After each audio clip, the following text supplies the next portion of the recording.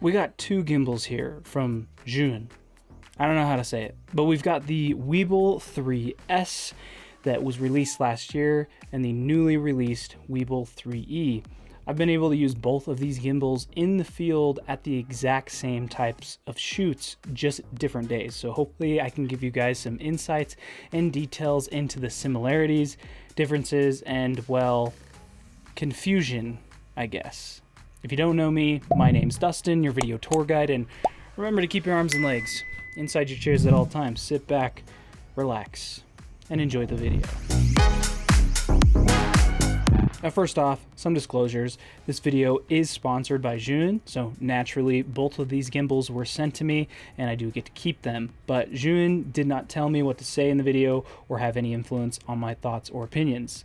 Also, like I mentioned earlier, I have used both of these gimbals on paid shoots, so you'll be getting a more real-world assessment and review. The first thing that's the same is the size. Even though this one might be a little bit taller, it's just because it has a little extra connection here that I'll talk about in a minute, but they have both all the same operating modes, same motors as far as like how much weight they can do, almost identical builds, including the locks and the vertical quick release and ports, but we'll circle back to the ports in a minute. They've got the same weight capacity, which they don't say what the exact weight is, which I'm not a fan of because even if it becomes difficult to balance with heavier loads, I'd like to know its limits so I know it's not, you know, just a mystery. Regardless, I can balance my Lumix S5 II with the 24 to 70 millimeter on it and it works great, which that 24 to 70 millimeter is a beast. They also both work with the Z Play app, so you can control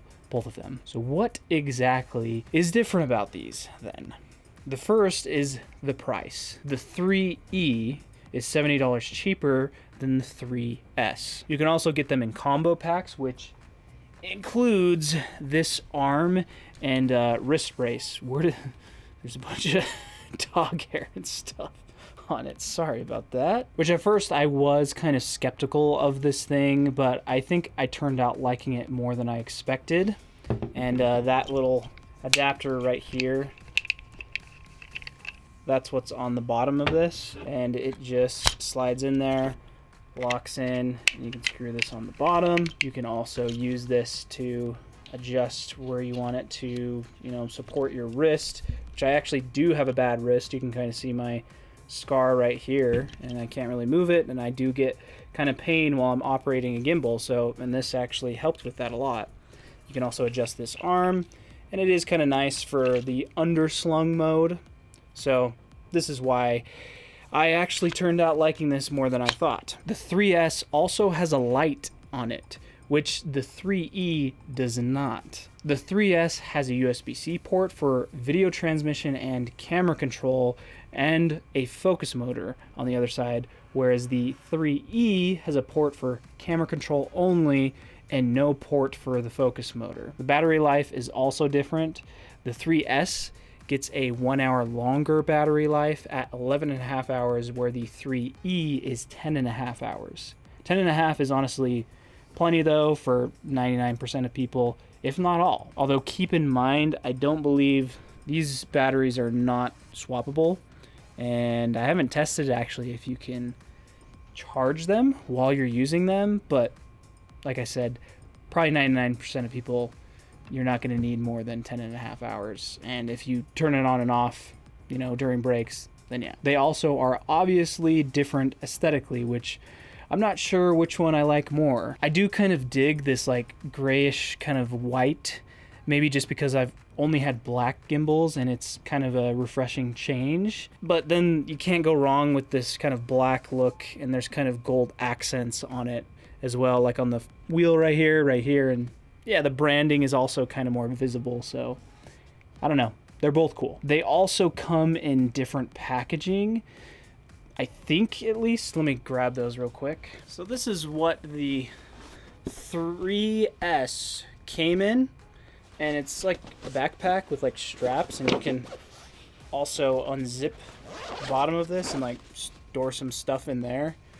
And then the gimbal sits in here, right? I'll be totally honest, and I talked about it in my video where I did just a review on this, I'm not really a fan. It's a cool bag. Somebody else might like it, but I'm personally not a huge fan. Whereas the 3E, and maybe you can get this in this packaging, but this is just what they came in, is this kind of like foam casing, right? I personally prefer this foam casing. The only thing I wish they would have done is just added a little lock on it, right? So then I could lock it and I wouldn't be worried that the lid would pop off, right?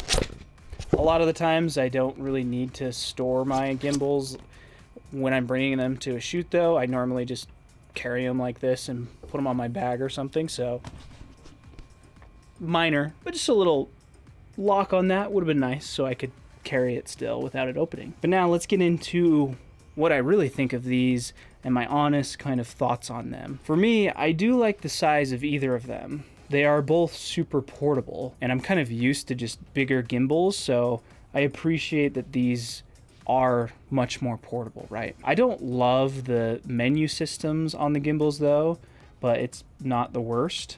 It's just kind of like bland. I kind of wish they would do something maybe a bit more modern, I guess. When it comes to video transmission and camera control too, I'm honestly someone who never really uses video transmission. I don't really use camera control either, where you connect the gimbal so you can, you know, hit the record button on here. For me, it's not really that hard to just reach up and click the record button. I don't know, just preferences there. So for me on the 3E, it would honestly kind of be a bit more useful to have a focus motor controller. Then again, I also know people who swear by connecting their camera to the gimbal, so it's all just preference really. And if you're not using manual lenses, then a focus motor definitely wouldn't be useful to you. Now I do think this like extra arm attachment and wrist support is kind of worth the extra investment. I don't really like those gimbals that have that kind of like other arm that comes out where you kind of like hold them like this. I just prefer holding the gimbal like this, and this is just nice because I can go straight into that underslung mode, and if I don't want it too, I can just take it off. So yeah, I don't like it when they're kind of built in, right? This arm also kind of helps with creating some unique moves that you couldn't do without it as well, like passing through like some kind of object. You can also adjust this to different heights. I forgot to mention that as well. But it does kind of make the gimbal much less portable, so just something to consider. And then as far as using them in my like real world shoots, I mean, there's not really much to complain about. They both performed really well and they operate, you know, extremely well. Times where I can see me using this is just when I'm using like a smaller setup, maybe like with my Lumix S9 as opposed to my Lumix S5 II and S5 IIX, and I just want to bring something that's smaller.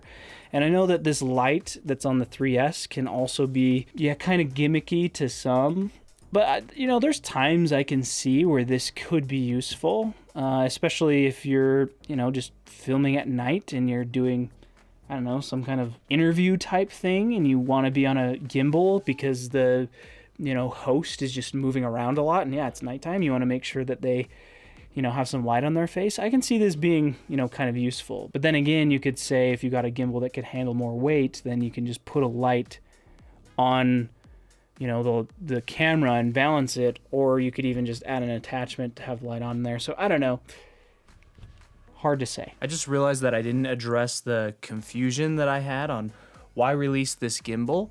Like, why did we need this? And ZHIYUN actually told me that CINEPEER, which is the CINEPEER 3E, it's kind of like a new product line. Kind of like an Amaran and Aperture situation, where Aperture is like probably like the Pro line, and then Amaran's like still a great line, but it's just a bit more affordable for those who don't have, you know, the budget for that more premium line. So it's kind of the same thing. There's the ZHIYUN, and then there's CINEPEER, which is, yeah, kind of that like cheaper, more affordable line, so more people have access to them. So there you go. Oh, and one last thing, if you use the code in the description for Prime Day, you can save up to 40%, making, I think, both of these gimbals even cheaper, but for sure this guy as well. It'll be less than $249, so go check it out. So now, which one of these do I recommend if you're torn between the two? Honestly, you can't go wrong with either of them. You want to save a little extra money and you don't need those kind of extra features, then the 3E would probably be great. If you think you need those extra features though and can spend a bit more money, then the 3S is also great too. If you want to check out more details on these, I'll have links in the description. Those will most likely be affiliate links. They may not, but if they are, and if you use them, thank you. They help support the channel. But you can always just support the channel by hitting the subscribe button and the bell button to be notified of future uploads. Until the next video though, happy filming.